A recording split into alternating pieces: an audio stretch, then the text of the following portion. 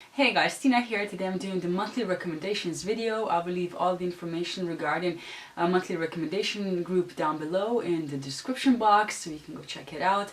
This week's topic is family focus and I have found some great books to recommend to you. The most obvious choice comes first, and that is naturally Harry Potter by J.K. Rowling. The Weasley family seems perfect, even though there are some rifts between them occasionally, but they're just the warmest, kindest family, and who doesn't want to be part of that family, right?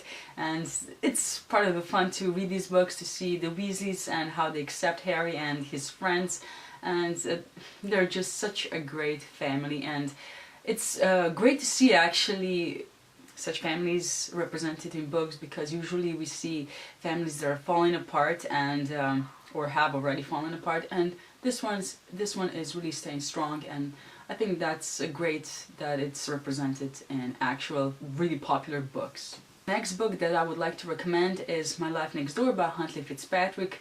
This is a book that tells the story of Sam, who lives with her sister and mother, and her mother is a bit bitter and snobbish, and she definitely does not like the family living next door to them. And you know, this family is huge. They have like 8 kids or maybe even more, and they're loud and energetic, and you know, they're everywhere, and they're sort of messy, and her mother hates them. But Sam, you know, because of the fact that she lives in a small family, is really fascinated with them, and then when she turns around 17, she sort of gets the chance to get to know them, and she enjoys it very much, as did I, because you know, I'm an only child, and big families always fascinate me because they seem so chaotic, but they seem to work, or maybe that's just my idealization of them. I don't know if that's correct, but that's, you know, how I view them in my eyes, in my head, wherever. Next one is Second Chance Summer by Morgan Matson. This tells the story of a family who's trying to reconnect. The father of the family has actually died from cancer, and they basically have one last summer to, you know, spend it together and enjoy it, and you know, there's a bit of a romance naturally there, but I just loved the family time, and it was so touching. I cried like a baby, which it's not hard to do, but this one just really touched me. Then we have Lady Midnight by Cassandra Clare. This tells the story of the Blackthorne family. This is a bunch of kids. I think it's 6 brothers and sisters altogether, maybe more, I'm not entirely sure. And a while back they lost their parents, and the oldest one, or actually the second oldest one, because the oldest brother also disappeared.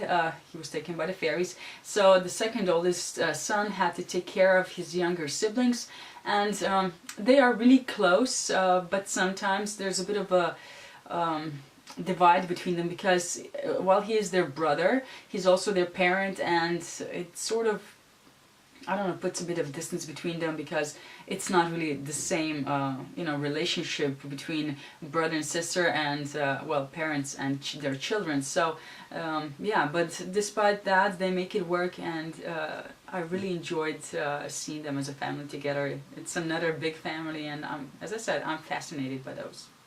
Next we have The Raven Cycle by Maggie Stiefvater. Now Blue definitely doesn't have a traditional family. She lives with her mother and a bunch of other psychics that are not necessarily all related to her in a house. And all these psychics are very involved in her life. They are very interested in it, they're always there to help her, and they were just a joy to read about, and I definitely love them all. The last series I'm going to talk about is the Farseer Trilogy by Robin Hobb.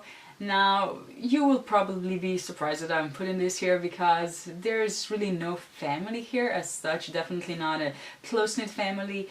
But despite it, I felt like Fitz does have a family, and you know, it's not always relatives, but some of them are, and they love him, and they do their best to show him that, or to protect him, and sometimes yes, they use him.